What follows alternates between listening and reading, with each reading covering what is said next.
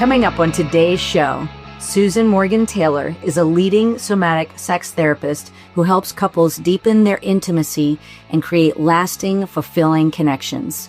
With over 25 years of experience in somatic healing, she developed the Pleasure Keys process, a powerful approach to reigniting sexual and emotional harmony in relationships. After a personal awakening from a sexless marriage, Susan became passionate about helping others remove obstacles to pleasure, love, and orgasm. She is also the creator of the Pleasure Keys retreats and host of the Sex Talk Café Podcast. Susan believes we can change the world by how we have sex and make love, and that our intimate relationships are the most direct opportunity for personal growth and healing. Welcome to Loving Without Boundaries, where we hear inspiring stories, share actionable advice, and talk about the challenges and the joys of ethical non-monogamy and polyamory. I'm your host, Kitty Shambliss.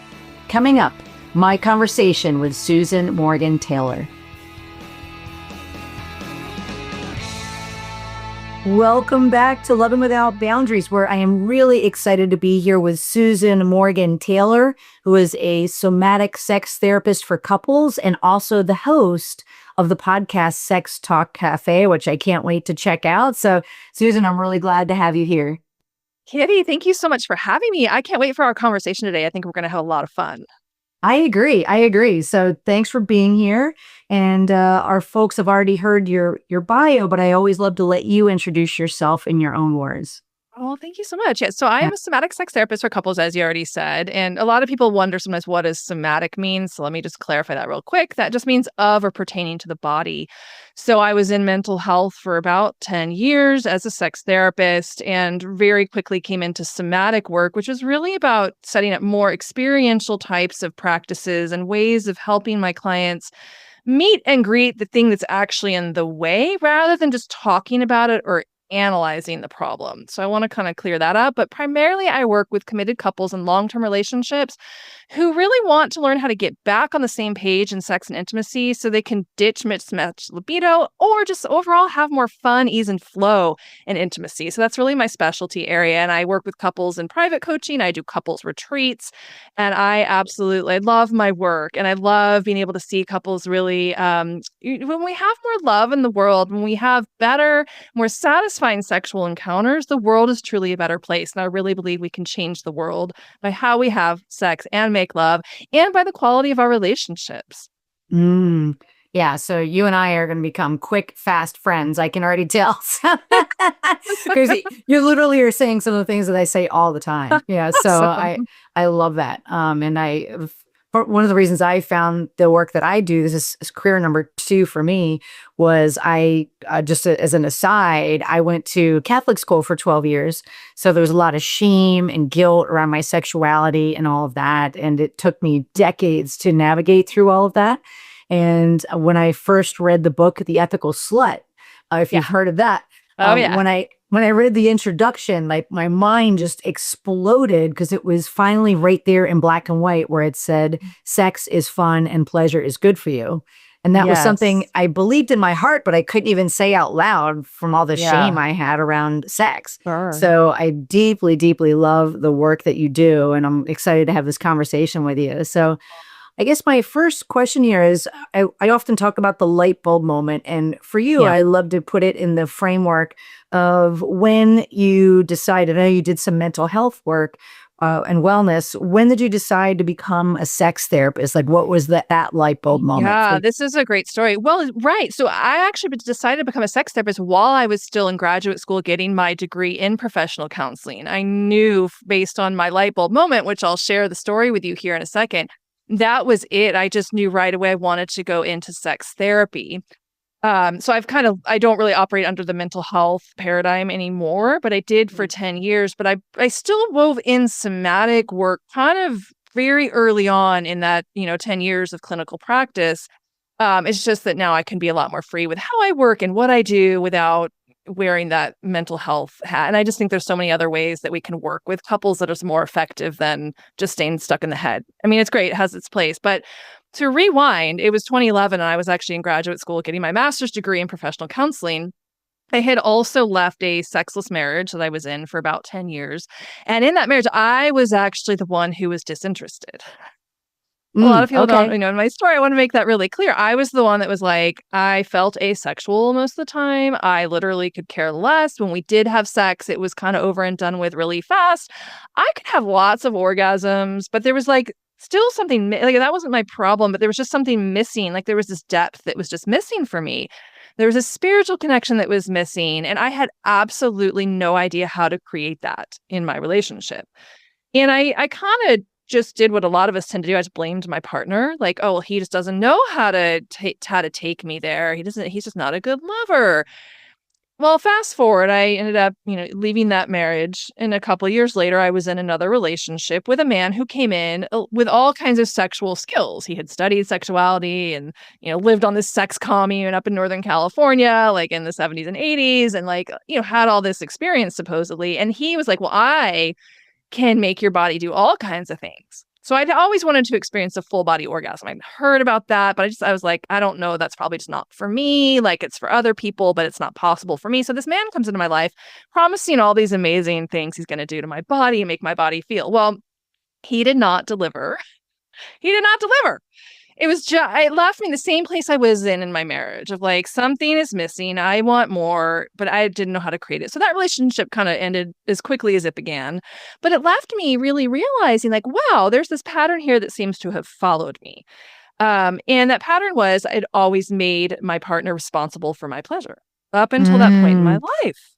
And I decided right then and there, I'm like, you know what? This is the end of that pattern. And if this man said he could do all these things to my body and make my body feel all these things, then surely I can find that pathway within myself. I don't need another person to produce that for me. I'm going to find out my own body can have that kind of experience. So I made a declaration to undergo the study of my own sexuality.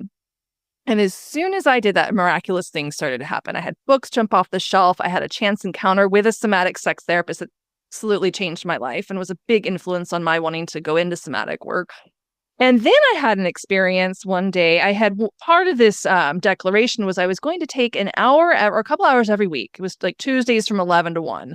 And I was just going to be with my own body. Put on candles, I put on music, I got naked, and I got down with myself. I touched myself intimately and really started to notice things. I slowed down. I started to really pay attention to what was happening in my body. And surprisingly, I noticed there wasn't a whole lot of sensation in my genitals. I couldn't feel a whole lot down there. Even though I was able to have lots of orgasms, there wasn't a lot of like sensitivity happening. So fast forward several weeks into this process, I started having really big emotional releases through just my self-pleasure, what I called pleasure dates, working with my body. I started to encounter a lot of grief, sadness, rage, anger, all these repressed emotions I didn't even know that I was holding on to. They were in my genitals.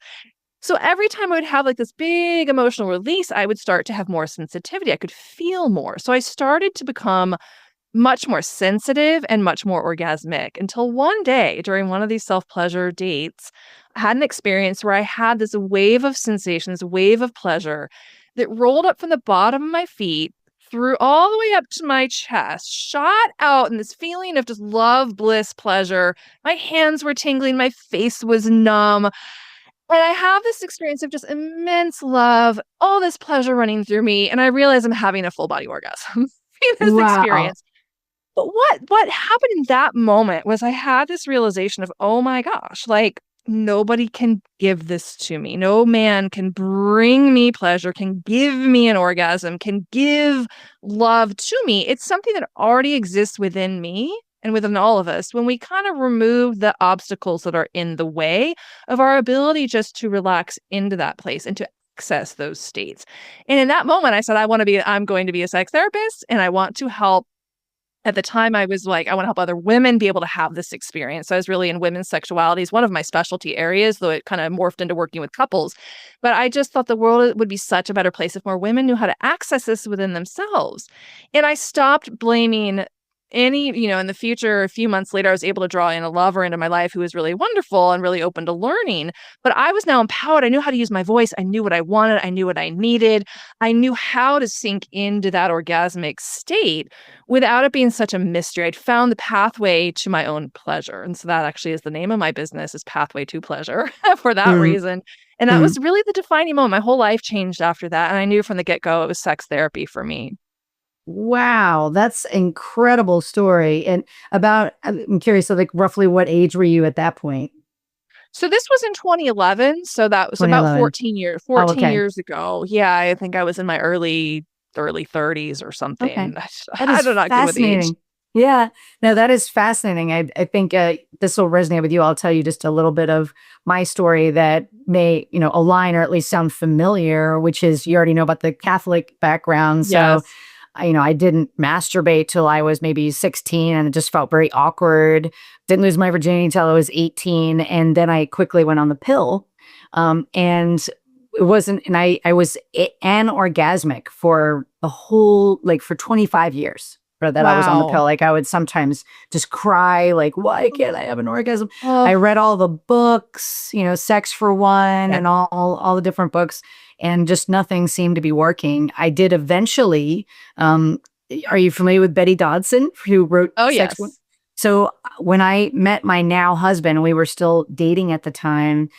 We decided together to buy a VIP session with Betty Dodson for me. And that was when I started to like just get to know my body a little bit more. I had like my first orgasm, even though it was small. So I feel, since she's not here on the planet anymore, Yeah. feel so blessed to have Oh, gotten to have that experience, to meet her in New York City. And then later, my husband and I went to look to see if we could start a family. And I went off the pill.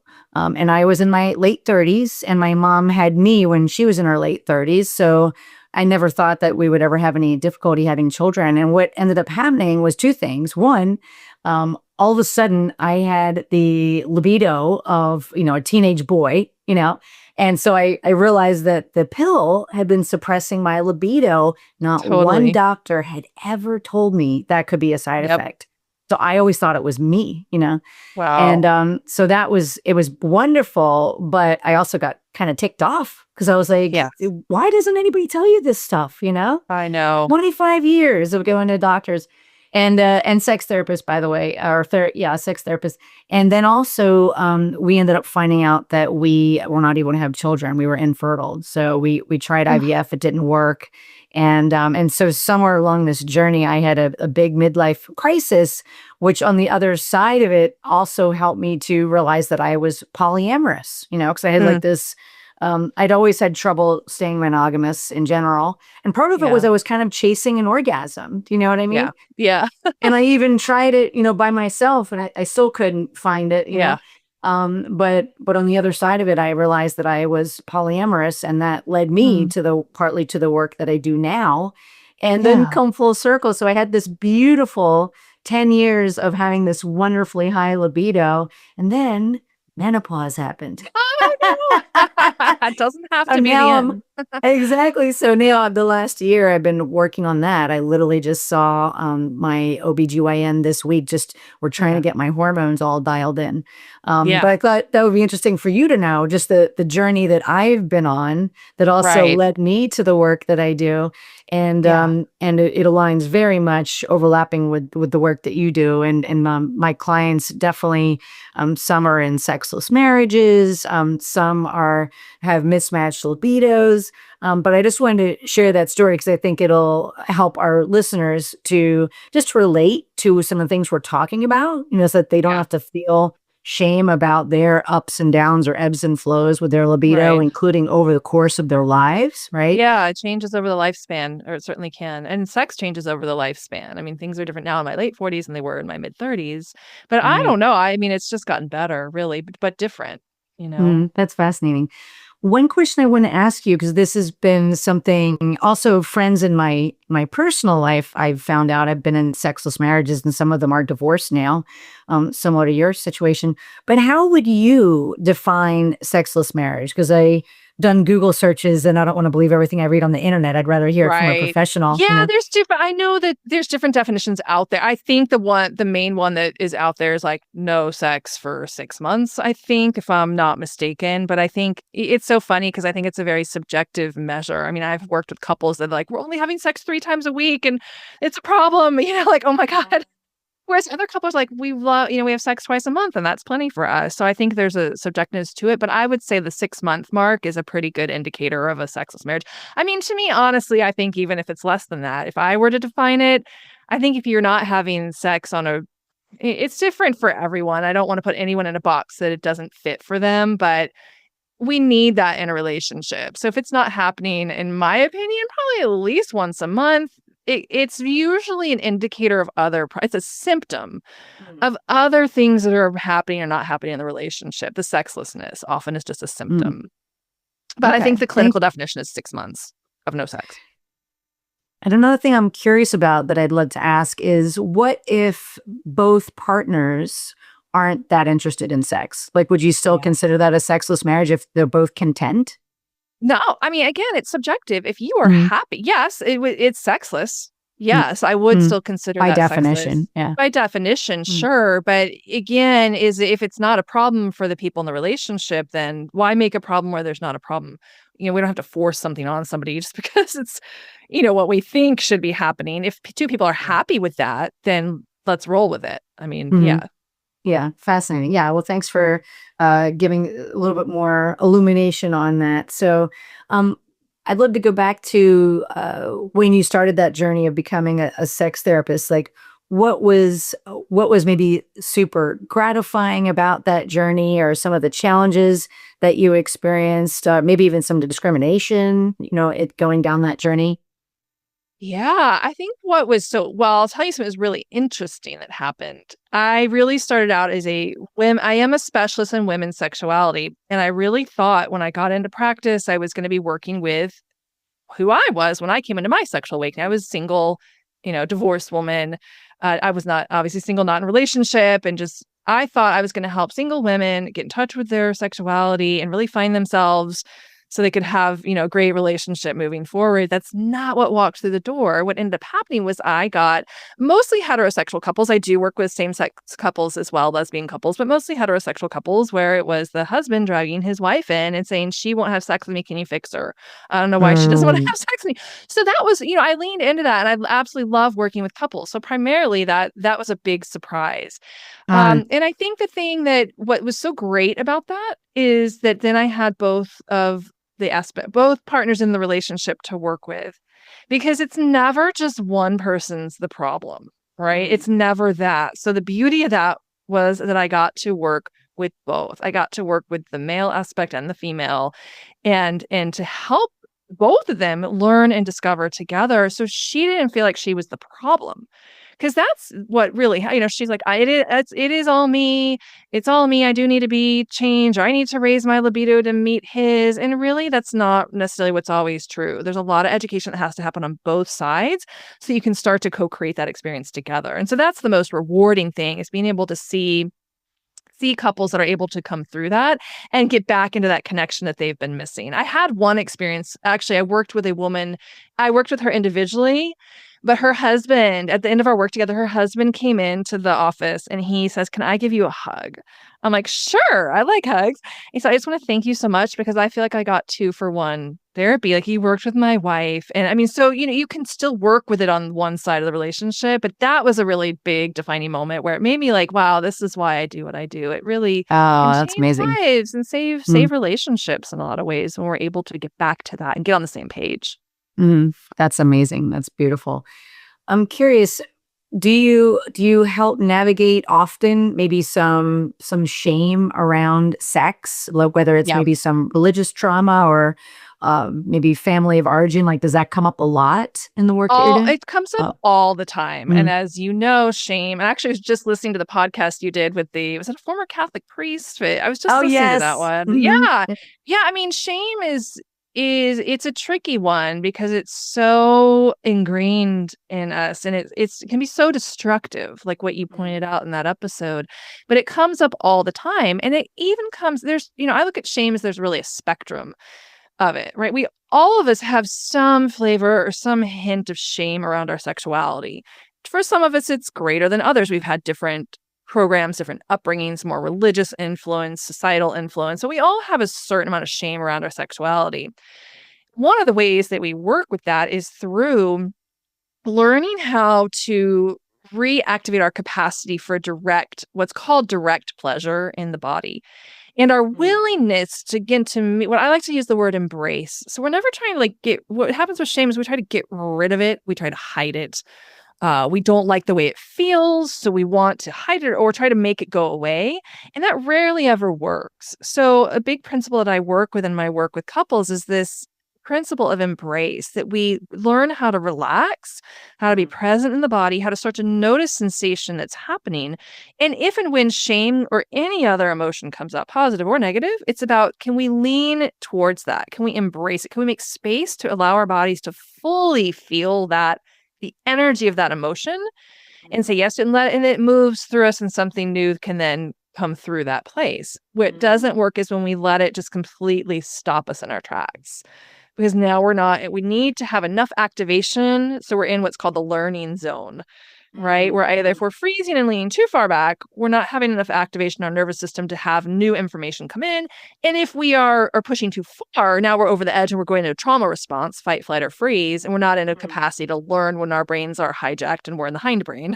So we want just enough discomfort where we're a little bit activated, a little uncomfortable, but that's where new information comes in. And so we work really gently right on the edge of that negative feeling, and opening the pathway for direct pleasure is one of the ways that we start to, I guess the best word is to resolve some of the negative programs that tend to come up around sexuality. And I can talk more about what direct pleasure is if you're interested in that, but yeah, that's one of the keys.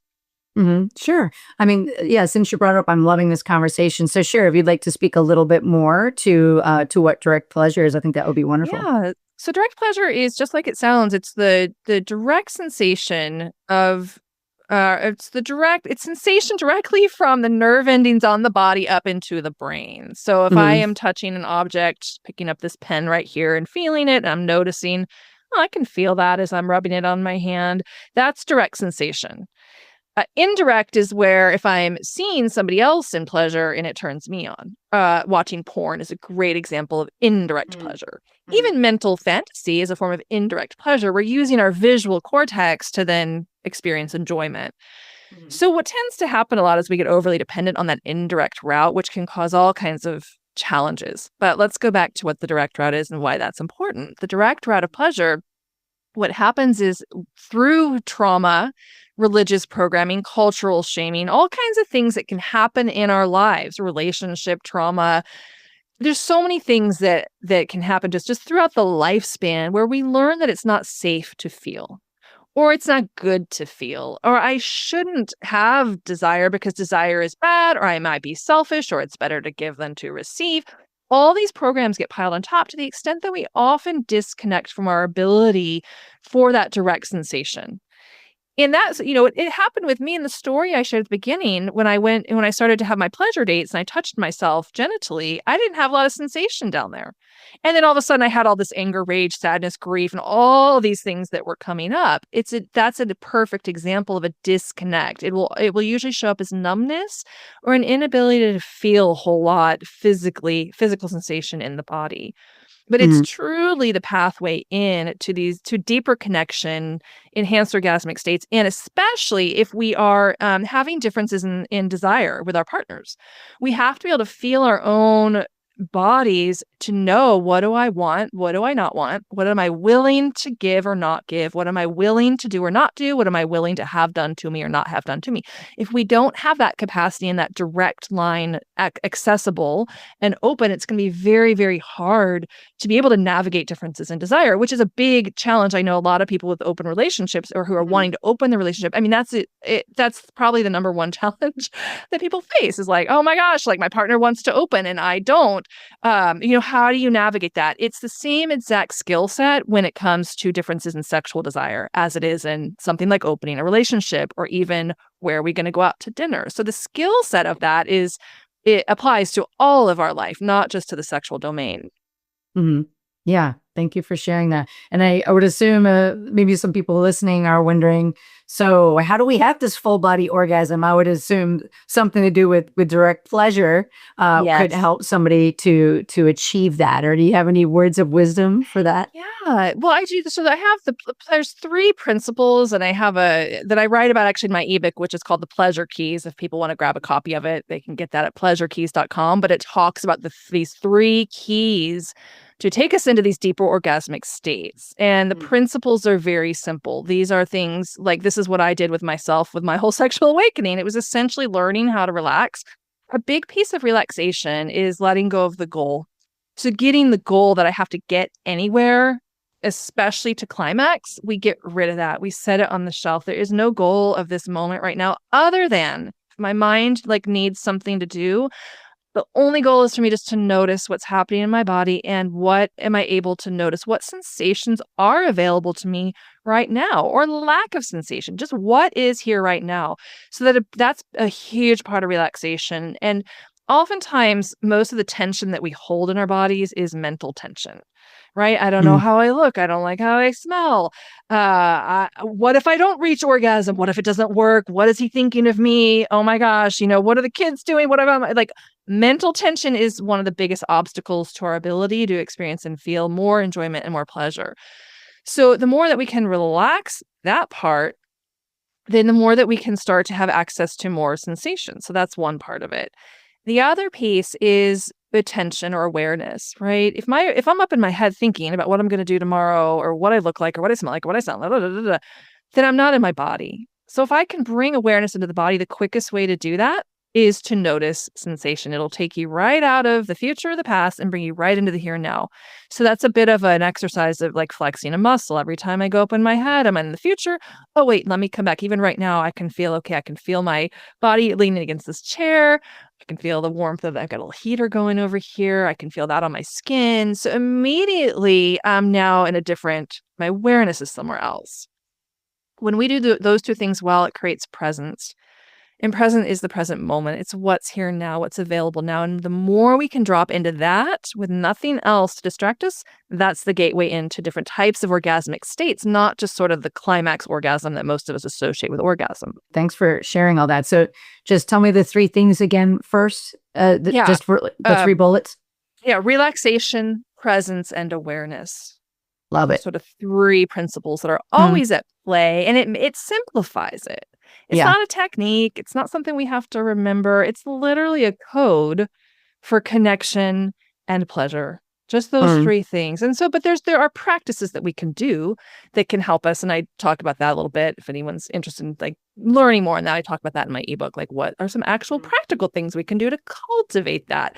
Very practical things we can do to cultivate more of that, so it becomes more easily accessible. So beautiful. Thanks for sharing some of the overview of that. I think that'll help a lot of the folks that are listening.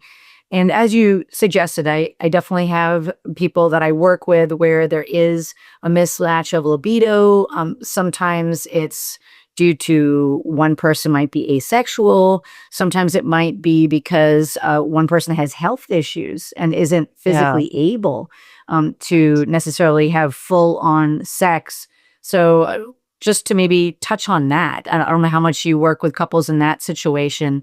Do you have any kind of, best practices or any guidance that you could offer if one person physically isn't able to have sex? Yeah. And no, I don't specifically work in depth with those asexuality or actual physical limitations. However, the principles are the same regardless. So whether or not you just have a difference in desire because you're wired differently or your hormones are different, or you just want one person's kinky, the other person maybe doesn't identify as kinky, the principles are exactly the same. And that's a lot of, when I'm working with couples, that's really what we're doing is bringing it down to this fundamental skill set of how do we negotiate the differences. And there's a whole skill set to that. It's an art form, and it can be, once you see it and you have sort of a framework to understand it and view it through, it becomes much simpler. It's not such a train wreck. I mean, there can still be frustrations and such, but you have a much clearer understanding. You have a common language, and you have the one thing that creates connection and confidence is clarity. When we have clarity, everything else becomes much, much easier. And that clarity is created by actually having the framework and the common language and understanding what's actually going on when there is that challenge happening. It doesn't have to be the end of the whole experience just because even if there's a physical limitation and the other person doesn't have that, it doesn't mean that we don't have to have any engagement at all. We learn how to can we negotiate something that will work. And any, just to touch on any other guidance that you can, like, if there is a couple, which I'm sure there is, that'll be listening to our episode where, maybe they are opening up, maybe they do identify as polyamorous, yet they do feel that whether it's the man or the woman, because I've seen both, one has a higher libido than the other, but they still do both want to be intimate. Is there any guidance that you might have for folks in that situation? Absolutely. So some of that is learning your own arousal map. How are you wired? What is your erotic landscape? I do some work with the erotic blueprints as well. When I work with couples, I know you did an episode on that. And it's really, I feel like there's just bringing together the best of the best of what really works and what really helps couples. Because when you understand how your arousal map works and how your partner's works, then we can start to speak to that and feed it. And we know, I might have a better sense of here's what I would need right now so that I could feel turned on.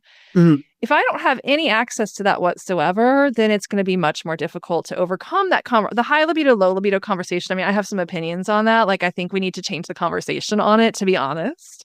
Oh, I'd love to hear about that. Yeah. Yeah. Okay, cool. Well, we have this idea that we got to raise that lower libido partner to meet the higher libido partner, when really the so labeled low libido partner, they absolutely have a libido and there's a way to access it. But we just have to understand how, and knowing the arousal map is one of the ways. Another nice lens that I like to use with couples is the sexual brakes and accelerators. I know that there's some nice books written out there that speak to that, but it's essentially understanding that our sexual nervous system has both brakes and accelerators, and we're all kind of wired differently. Some of us have really fast accelerators or slow accelerators, or some of us really have high brakes or high anxiety. We have a lot on our mind. It's much harder for us to relax. So that's a useful thing too, to understand where on the scale do you each fall in your relationship. When you have that information, then usually you can identify some ways to, how do I get the brakes off? How do I get the accelerator going? But again, knowing your arousal map, in my opinion, is really one of the best ways to identify even that piece. Because then you really understand, what kind of touch do I like? Do I need? Do I not like? What do I need contextually in the environment? Because some types are going to need more contextual cues, like candles and soft music and a warm room and, no distractions. Whereas other types, that's not as important to them. They're like ready to go no matter where they are. So if we understand that, we can have a lot more compassion and a lot more compatibility in creating a mutually satisfying experience.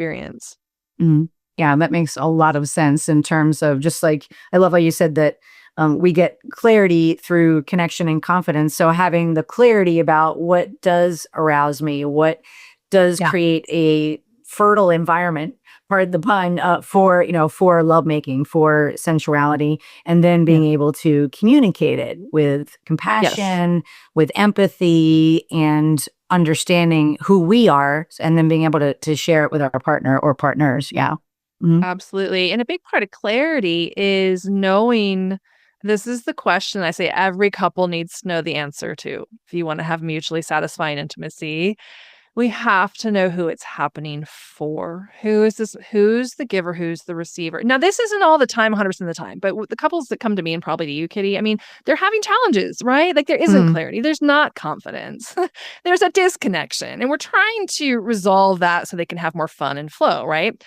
So I can give a really good example of this and like what this actually means, because I know a lot of times when I say that, the answer you'll get is, well, it's for both of us. Well, no, because you wouldn't be having these challenges if that was actually true. There's certainly moments where that is true. But to have the clarity on who is this happening for. So I had a couple I was working with where they had so much anxiety around having sex, they just stopped having sex. Because every time they did, every time they did, it was just sort of this train wreck. Like, it wouldn't go the way they thought, and she wasn't really into it, and he wasn't sure why she wasn't into it, and they just were like, it was so anxiety provoking, they just avoided it. So they come to me. Well, come to find out, he was he just kind of thought that she would like oral sex. because I don't know, in his mind, it's just the next natural step and you just kind of go down. And in her mind, she's like, well, I don't really like it, but I don't know. He's down. I'm supposed to like, I should like, why am I not liking this? But nobody was communicating about this. So he was just doing what he thought she wanted. And she just thought, well, I should like it. And why don't I? I must be broken. Something's wrong. And I should be producing pleasure for him because he's going down on me. Well, to find out, neither of them really wanted that. He was just doing it because it was like he thought he should. He thought that she would like it. And she was just allowing it to happen because she thought she should like it and because she thought he was doing what he wanted to do. But nobody wanted that. So once we got that clarity and that was clear, and then we started to implement that clarity in other parts of their sexual relating as well, it changed so much for them. The anxiety was no longer there. They were able to they didn't just avoid sex. They started having sex. They were able to communicate their desires. And if someone didn't want something, they were able to speak to that. So they had the clarity around who is this happening for. So nobody had to do anything they didn't want to do. Nobody had to pretend or fake or act out of obligation. The clarity was there. So both of them now got what they wanted and they were much happier. Mm-hmm. I love that story. And that's also the power of working with a professional. I really believe in finding the right professional for the job, and I think there can be even shame in raising one's hand and asking for help, and certainly around sex, right? So it's such a beautiful anecdote that's real life about folks that were courageous enough to say, hey, we're having some trouble and we need some help. We believe that there is a pathway forward, but we don't know what it is.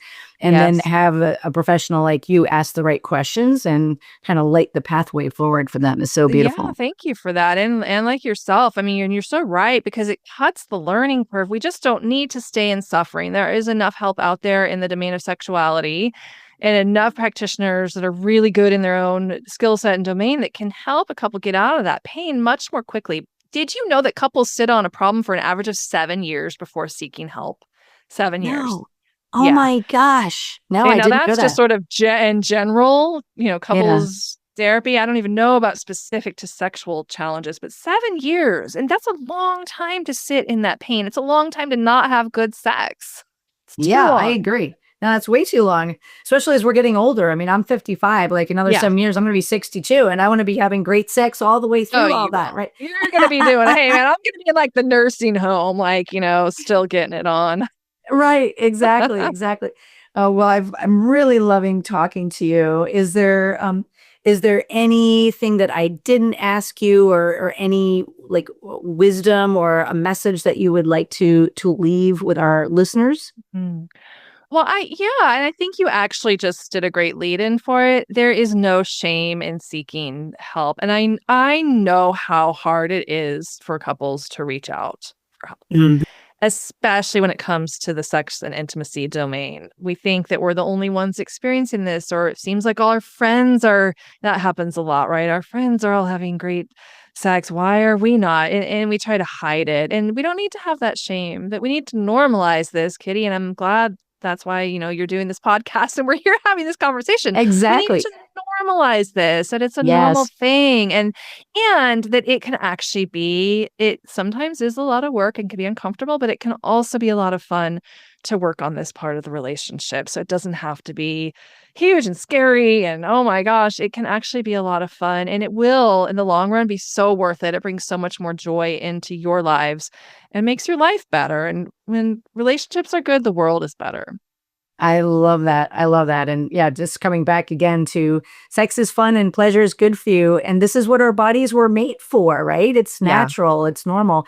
That's even one of the reasons I created this podcast is I want a platform where we can talk about sex, or we can talk about the things that maybe in everyday life we're not sure who to share that with. And even from when I was young in high school, it's like, doesn't anybody want to talk about sex and kissing? And, and nobody wanted to talk about it. So, Well, that's maybe that was because it was Catholic. You went to Catholic school? Exactly. That's part of it. But even into my 20s, so I guess I was in my 40s when I created this podcast, but it's 260 episodes in and it's just like, thank goodness we're having these conversations as openly as possible.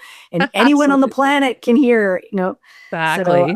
So beautiful. So before we start to wind up the call, what are what are some of the ways that, like, how often are you doing your retreats and things of that nature? Yeah. Yeah. So the couples retreats are called the Pleasure Keys Couples Retreats. Those happen several times a year. So I definitely encourage anyone who's interested in really moving the needle on their relationship, especially if it comes down to mismatched desire, to like check that out. I host all the information about my offerings on my website at pathwaytopleasure.com. So if you go there, you can click on couples retreat and it'll give you all the information around the upcoming dates for our next retreats for just for this year. Right now, we have it listed, but multiple times a year. I also have a free monthly masterclass that I lead on some of the 5 keys to deepening connection and how we what's the cause of mismatched desire and how to resolve it. That lives on my website. Just click on masterclass, pathwaytopleasure.com. And then the ebook too, if anybody wants just sort of the overview of those 3 keys that we talked about today and some practical things they can do right away to start to, develop that so they can have more connection and relaxation. That's at pleasurekeys.com. It's also on pathwaytopleasure.com on my main website. That is so awesome. Well, this has been such a beautiful, illuminating, and amazing conversation. I am absolutely over the moon at the work that you do. I love that you're not even that far from me, and just so glad that you reached out and came on to the podcast here. So thank you so much. Thank you, Kitty, for having me, and thank you so much too for doing the work that you do. Thanks for tuning in to today's show. If you like what you heard, are struggling with some aspect of your relationships, and you're interested in seeing if you're a fit to work with me as your relationship coach, here's what I invite you to do next. Head over to lovingwithoutboundaries.com/apply. That's lovingwithoutboundaries.com/apply, and book a call to speak with me. I'll get on the phone with you for about 45 minutes, and we'll get you crystal clear on 3 things. Number 1, exactly what's not working well in your relationships right now. Number 2, ideally where you'd like to be and what might be getting in the way. And number 3, the exact strategy to get you there, helping to close that gap. Remember, creating healthy, open relationships does not typically happen by itself. Many often need expert guidance to make it happen. We've helped clients all over the world to feel safe, happy, and secure in open relationships while not losing their mind or their cherished partners. To see if we can help you do the same, head over to lovingwithoutboundaries.com/apply. I'm Kitty Chambliss, and let's talk soon.